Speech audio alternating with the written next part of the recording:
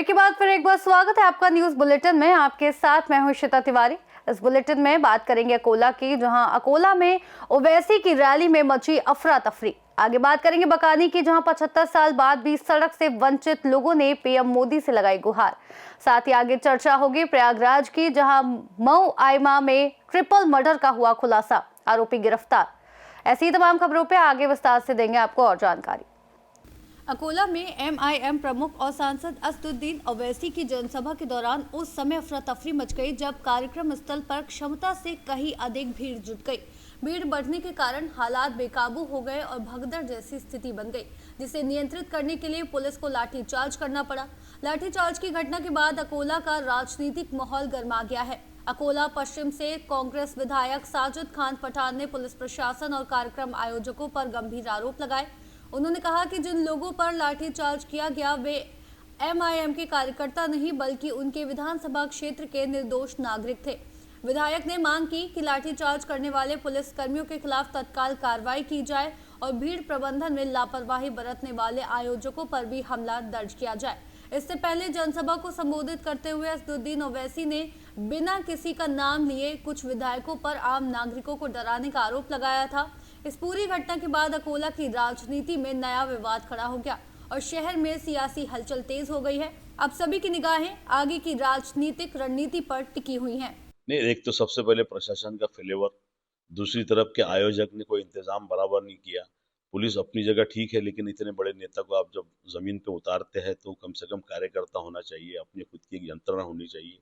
और मैं सबसे पहले आपके चैनल के माध्यम से कहूंगा कि जिन लोगों ने मेरे लोगों के ऊपर लाठीचार्ज चलाए, वो जो भीड़ थी वो एमआईएम पार्टी के कार्यकर्ता और उनके वोटर नहीं थे, वो मेरे शहर के लोग थे। शहर का आमदार मैं हूँ, इसलिए मैं आपके चैनल के माध्यम से कहता हूँ कि जिन लोगों ने मेरे वोटरों के ऊपर लाठीचार्ज कराए उन पे ऊपर मैं कार्रवाई की मांग करता हूँ और मैं चैन से बैठूंगा नहीं। और साथ ही साथ उन आयोजक के ऊपर भी कार्रवाई की जाए जिन लोगों ने भीड़ को जमा किया और उसको सुविधा नहीं देने का उनमें कारण बताया गया। तो मैं चाहता हूँ कि दोनों के ऊपर कार्रवाई होनी चाहिए। ओवेसीने काल तुमच्यावर आरोप केला की तुमची दहशत आहे शहरात, तुम्ही कार्यकर्त्यांना त्यांच्या ज्या आहेत त्या धमक्या देता। अरे ओवैसी साहब जब आते हैं तो लोग कहते हैं कि वारे शेर आया शेर। अब शेर के लोगों को कौन डराएगा? हम तो खुद गरीब लोग हैं, हम तो प्यार बांटते हैं लोगों के साथ में, मोहब्बत से रहते हैं। अकोला से सी न्यूज संवाददाता धनराज सबकाल की रिपोर्ट। महाराष्ट्र पुलिस स्थापना दिवस के अवसर पर 2 से 8 जनवरी तक लोहमार्ग नागपुर पुलिस द्वारा जनहितकारी एवं प्रभावशाली कार्यक्रमों की श्रृंखला आयोजित की जा रही है। लोहमार्ग पुलिस अधीक्षक मंगेश शिंदे के मार्गदर्शन में अकोला रेल पुलिस ने भी इस अभियान को मजबूती से आगे बढ़ाया है। रेल यात्रा के दौरान यात्रियों की सुरक्षा सुनिश्चित करने, सतर्कता संबंधी संदेश देने, नशा मुक्ति को लेकर जन जागरूकता फैलाने और फरियादियों को उनका खोया हुआ माल वापस दिलाने जैसे विभिन्न मोर्चों पर रेल पुलिस सक्रिय भूमिका निभा रही है।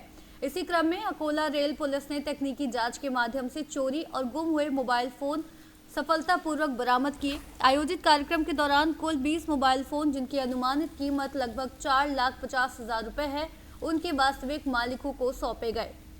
2 जानेवारी ते 8 जानेवारी या दरम्यान महाराष्ट्र पोलिसांतर्फे महाराष्ट्र वर्धापन दिन निमित्ताने सप्ताह राबवण्यात येत आहे। या सप्ताहामध्ये महाराष्ट्र पोलिसांमार्फत वेगवेगळे कार्यक्रम आयोजित केले जातात। त्याच अनुषंगाने रेल्वे पोलीस स्टेशन अकोला येथे ही वेगवेगळे कार्यक्रम ठेवण्यात आलेले आहेत। त्याच निमित्ताने जनजागृती कार्यक्रम, रेल्वे प्रवाशांमध्ये जनजागृती, नशामुक्ती संदर्भातले अभियान, तसंच रिटर्न ऑफ प्रॉपर्टी हा एक महत्त्वाचा कार्यक्रम ठेवण्यात आलेला आहे। अकोला रेल्वे पोलिसांनी मागील 2-3 महिन्यांमध्ये अंदाजे 35 मोबाईल जे फिर्यादींचे चोरीला गेलेले किंवा मिसिंग झालेले मोबाईल होते असे जप्त केलेले आहेत। सर्व मोबाईलची किंमत एकूण 4.5 लाखाच्या जवळपास आहे। असे मोबाईल आज फिर्यादींना परत करण्यात येत आहेत। अकोला से सी न्यूज संवाददाता धनराज सबकाल की रिपोर्ट। खबर अम्बेडकर नगर से है, जहां नगर पालिका परिषद विभाग के पास से एक वकील की बाइक सुपर स्प्लेंडर चोरी हो गई। पिछले 2 हफ्तों में नगर में 3 बाइक चोरी की घटनाएं हो चुकी हैं। नगर में बाइक चोर सक्रिय होने से नागरिकों में चिंता बढ़ गई है। हाँ वकील साहब, बताइए क्या मामला है आपका? हमारी एक गाड़ी खड़ी थी, यहीं से गायब हो गई, जिसका नंबर था UP 42 AB 8660। यहाँ कहाँ आए थे? यहाँ आए थे, नगर पालिका में काम था, बगल में ही खड़ा किया, तुरंत गायब हो गई। फोटोकॉपी करा रहे थे, उसी समय तुरंत गायब हो गई। अम्बेडकर नगर से सी न्यूज संवाददाता अजय की रिपोर्ट। आज़ादी के 75 वर्ष बीत जाने के बावजूद राजस्थान का कोटड़ा घटा गांव आज भी पक्की सड़क की सुविधा से वंचित है। सड़क न होने के कारण गांव के बच्चों की शिक्षा, मरीजों के इलाज, रोजगार तक पहुंच और आपातकालीन सेवाओं में भारी कठिनाइयों का सामना करना पड़ता है। विशेषकर बरसात के मौसम में गांव का संपर्क आसपास के क्षेत्रों से लगभग पूरी तरह टूट जाता है। इसी समस्या को शांत, सकारात्मक और लोकतांत्रिक तरीके से उठाते हुए कोटड़ा घटा गांव के बच्चे, महिलाएं और बुजुर्ग सोशल मीडिया के माध्यम से प्रधानमंत्री नरेंद्र मोदी से हाथ जोड़कर अपील कर रहे हैं। ग्रामीणों की मांग है कि वर्ष 2026 के राजस्थान सरकार के बजट में कोटड़ा घटा गांव को पक्की सड़क की सौगात दी जाए, जिससे उनका दशकों पुराना इंतजार समाप्त हो सके। इसके अलावा गांव वासियों ने माननीय मुख्यमंत्री भजन लाल शर्मा, पूर्व मुख्यमंत्री वसुंधरा राजे सिंधिया और सांसद दुष्यंत सिंह से भी विनम्र निवेदन किया है कि वे अपने मार्गदर्शन और सहयोग से इस जनहित की आवश्यकता को पूरा कराने में सहयोग करें।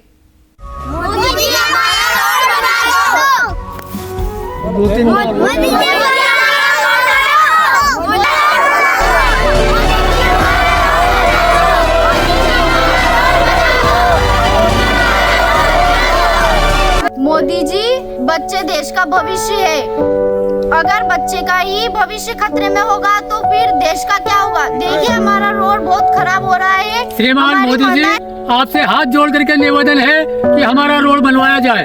सर्दी में जब हमारे रोड की यह स्थिति है तो बरसात में हमारे कितनी परेशानी आती है। बच्चे स्कूल जाते हैं, उनको जाना दुर्लभ हो जाता है। इसलिए आपसे हाथ जोड़ करके निवेदन है, हम आपके वोटर हैं, वोट देते आ रहे हैं, हमारा रोड तुरंत बनाया जाए। कोई बच्चे, कोई मगर लड़का है, कोई छोरा भी देव बनना चाहता है, रोड नहीं बन रहा है। जो मगर सब छोरा छोरी कुंवारा एरिया है। हमारे यहाँ पे रोड बनाने की व्यवस्था करिए। हमारे बच्चे बहुत परेशान है, कोचिंग जाते हैं तो पैदल जाते हैं, गाड़ी भी नहीं चलती हमारे यहाँ पे, बस साइकिल भी नहीं चलती, मोटरसाइकिल कुछ भी नहीं चलता, तो हमारे बहुत परेशानी आती है। हमारे बच्चे बहुत 3 दफे कोचिंग जाते हैं, 10वीं पढ़ते हैं, 11वीं पढ़ते हैं, तो हमारे बच्चे पैदल ही जाते हैं, पैदल ही आते हैं। बारिश होती है या सर्दी होती है, गर्मी होती है, हमारे बच्चे को बहुत परेशानी है। जूता चप्पल भी नहीं पहन सकते हैं, चप्पल भी पहन सकते हैं, इतनी सर्दी भी अभी कितनी सर्दी। और मैं जन्मे जहाँ से मैं सुबह से देख रही, इसलिए हमारा ये रोड बनाने की कोशिश कर हमारे रोड को बनाया जाए। मैं जहाँ से ना परेशानी देख रहा, और हमारा लड़कियां भी अनपढ़ है, कोई मांडो कर भी कोई मंजूर नहीं कर रहा, और लाड़िया भी कोई देवो मंजूर नहीं कर रहा। हमारा गाँव कूड़ा में पड़ रही हो, खाड़ा में हो लिए ते सोच विचार कर माँ का गाँव की सुधार करो तो माँ की जन्म सुधरेगा, नहीं तो मैं कई काम का। आदरणीय प्रधानमंत्री श्री नरेंद्र मोदी जी, ये लोग आपका विरोध नहीं, आपकी ओर विश्वास और उम्मीद की नजर से देख रहे हैं। आपने कहा है सबका साथ, सबका विकास और सबका विश्वास, और उसी विश्वास के सहारे कोटड़ा घटा की इस सड़क पर चलते हुए बच्चे आपकी ओर उम्मीद की नजरों से देख रहे हैं। ये नारे नहीं, सवाल नहीं, बस एक मासूम लोगों की अपील है। छोटे छोटे कंधों पर स्कूल का बोझ और हर मोड़ पर डर कि रास्ते कब हादसे में बदल जाए। मोदी जी, ये लोग आपके अपने हैं और जानते हैं कि आपने देश के हर कोने में विकास को प्राथमिकता दी है। इसलिए यह विनम्र अपील आपसे कर रहे हैं, कोटड़ा घटा की यह सड़क भी आपके विकास के संकल्प का हिस्सा बने। जब यह रास्ता सुरक्षित होगा तो केवल सड़क नहीं बनेगी, बच्चों का आत्मविश्वास बनेगा जो आपके प्रति होगा। माता पिता की चिंता कम होगी और आपके जो शब्द थे, बच्चे ही राष्ट्र का भविष्य है, ये साकार होते दिखाई देंगे। ये अपील उम्मीद से भरी है, क्योंकि इन्हें भरोसा है कि आप बच्चों की आवाज कभी अनसुनी नहीं होगी।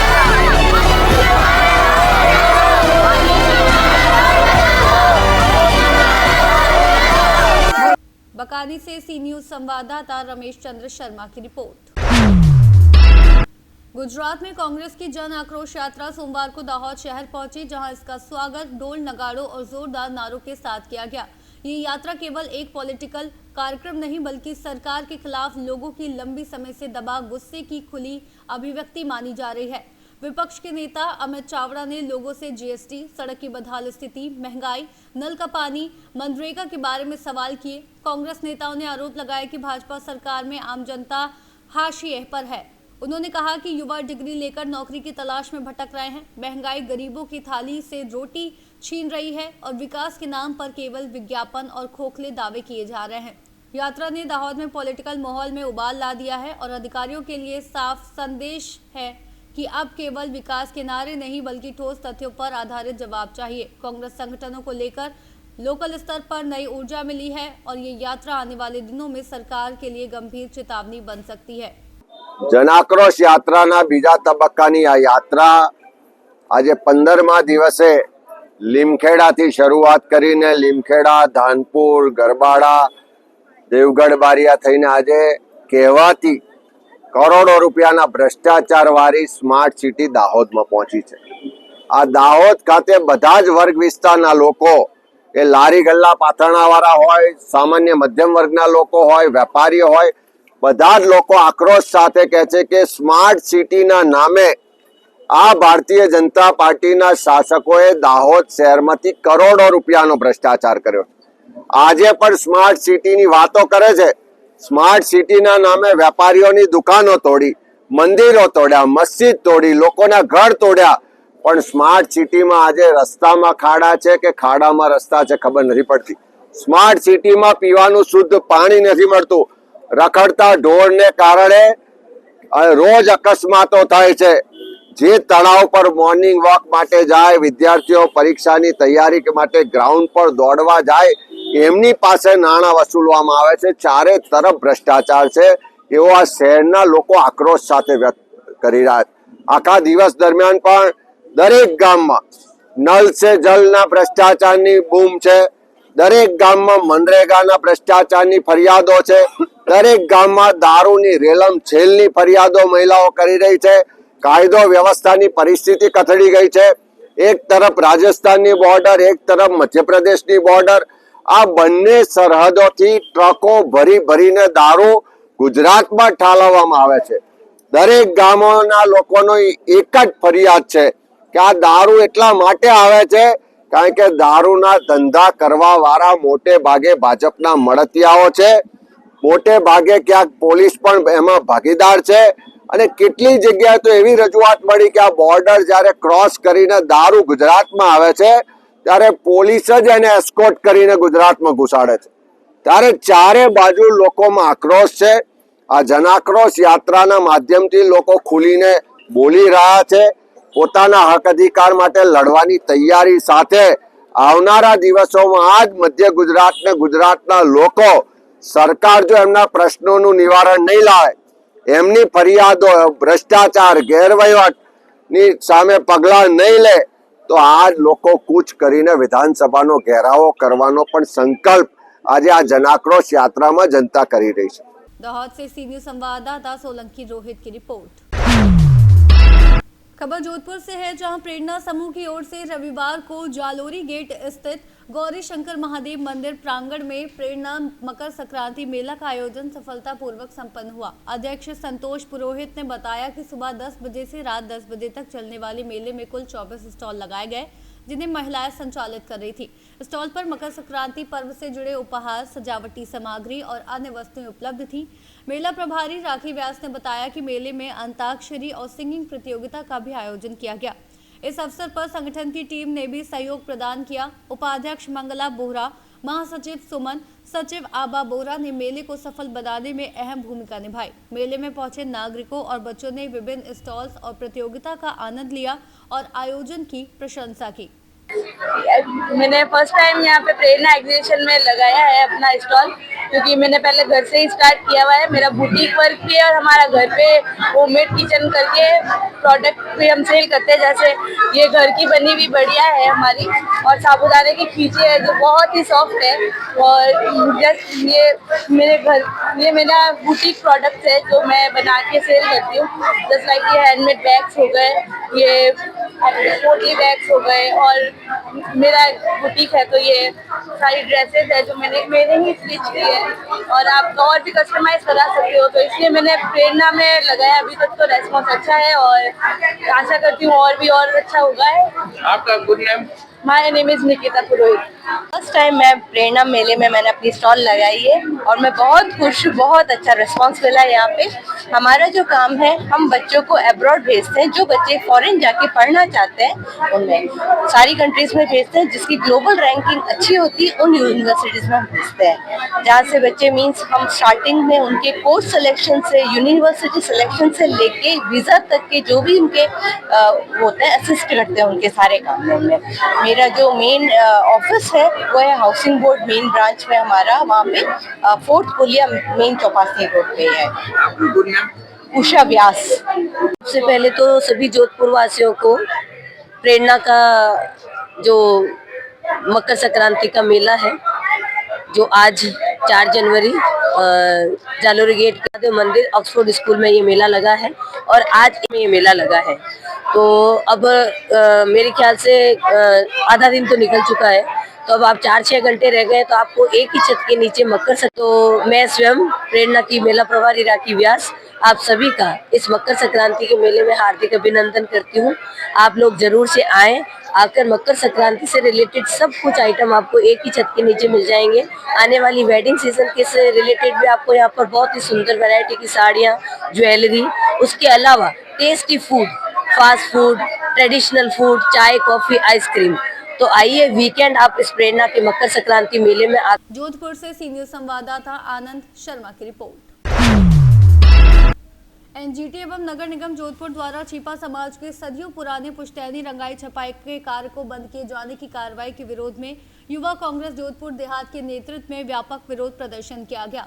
इस दौरान महामंदिर से पावटा तक शांतिपूर्ण पैदल मार्च निकालकर प्रदर्शन किया गया तथा बाद में जिला कलेक्टर जोधपुर को ज्ञापन सौंपकर कार्रवाई पर तत्काल रोक लगाने की मांग की गई।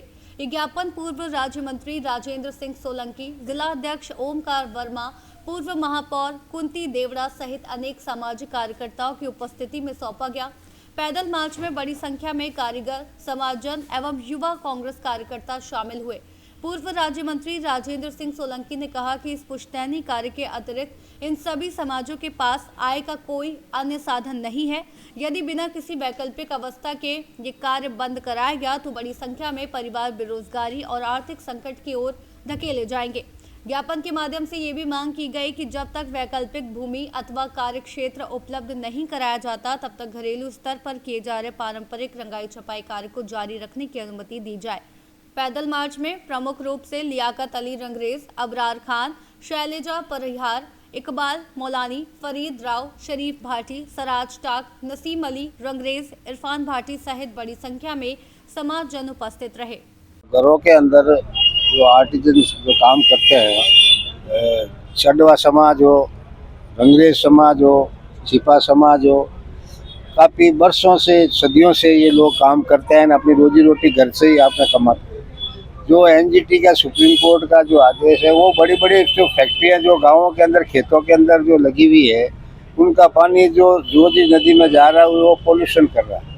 उसको ख़त्म करने के लिए ये तमाम कार्य के लिए छोटे लोग हैं, इनके ऊपर घरों में जो कितना तो काम होता है, वो परिवार घर में ही अंदर पलता है और घर में अपनी रोजी रोटी कमाता है। तो उसके लिए बार बार नगर निगम उनको सीज कर लेती है मकानों का। मकान के अंदर कोई आदमी रह रहा है, लेडीज रह रही है, जेंट्स रह रहे हैं, तो उनको मकानों का अगर सीज करते तो रहेंगे कहाँ।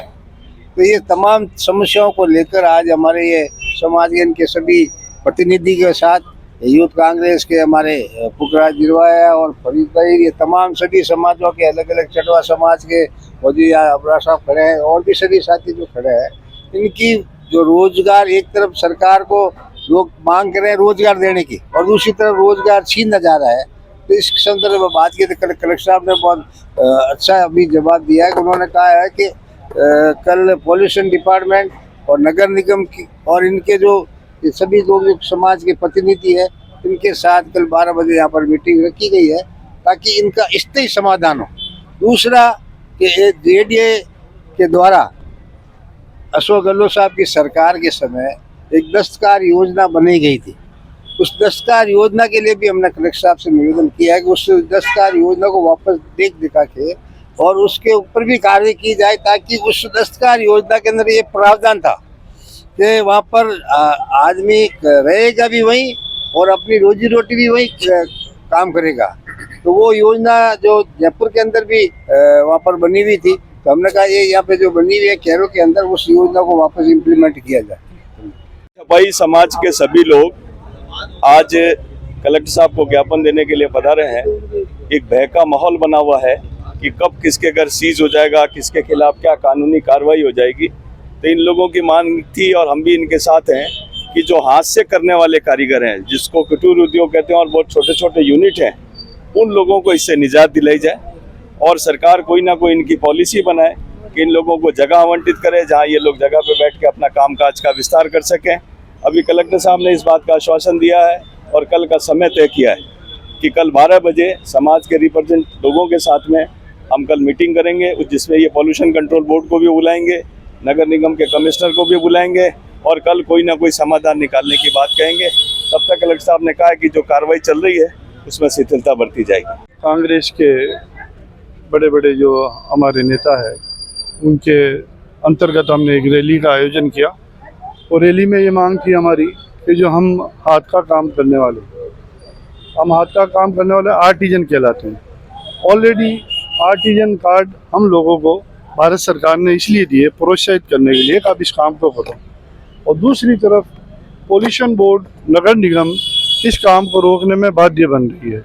बाध्य बनना उनका भी कारण जो है वो एक अपनी जगह है, मगर उनको ये बात का इल्म करवाने के लिए हम यहाँ पे पहुँचे हैं कि वो लोग इस बात को समझे कि हमारा जो पानी निकलता है पोल्यूटेड पानी, वो पोल्यूटेड पानी है भी नहीं इतना जो पोल्यूटेड जो दूसरी फैक्ट्रियों में निकलता है, और जो हमारी मिकदार है, हमारे पानी की जो क्वांटिटी है, वो पानी की क्वांटिटी सिर्फ इतनी है जो हमें नल में पानी जो मिलता है हमें, वो नल का पानी हम अपने घर में यूज़ करने के बाद उससे बचा के पानी को अपना काम करते हैं। अब इसमें हर आदमी, हर ऑफिसर, हर महकमा इस बात को समझ सकता है कि कितना पानी डिस्चार्ज करते होंगे। जब इनके पानी इतना निकलता है तो एक बहुत ही छोटा उद्योग ये कुटीर उद्योग है, ना कि लघु उद्योग, कुटीर उद्योग है, जो आज से नहीं सैकड़ों सालों से दरबारों के टाइम से हमारा ये काम चलता आ रहा है। इसमें हम तीनों समाज है, चढ़वा समाज है, छिपा समाज है, रंगरेज समाज है, ये तीनों लोग अपने अपने तरीके से अपने अपने ट्रेड को करते हैं बहुत छोटे तरीके से। अब सरकार इसमें हमसे एक तरफ तो ये वादा करती है हम आपको बढ़ावा देंगे, और दूसरी तरफ इस तरीके की परेशानी आती है।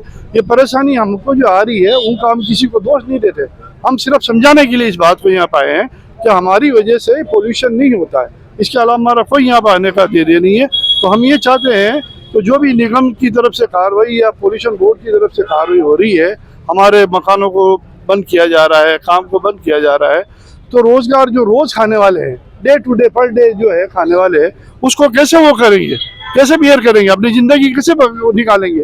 तो मैं यही निवेदन करने के लिए हम सब लोग यहाँ पे जमा हुए हैं कि भाई सरकार को और जो भी ऑफिसर, जो भी डिपार्टमेंट है, उनको समझा दें कि भाई ये बात उन्होंने हमारे कलेक्टर साहब ने बहुत बात अच्छी तरीके से सुन ली और उन्होंने बहुत सेटिस्फाई जवाब दिया।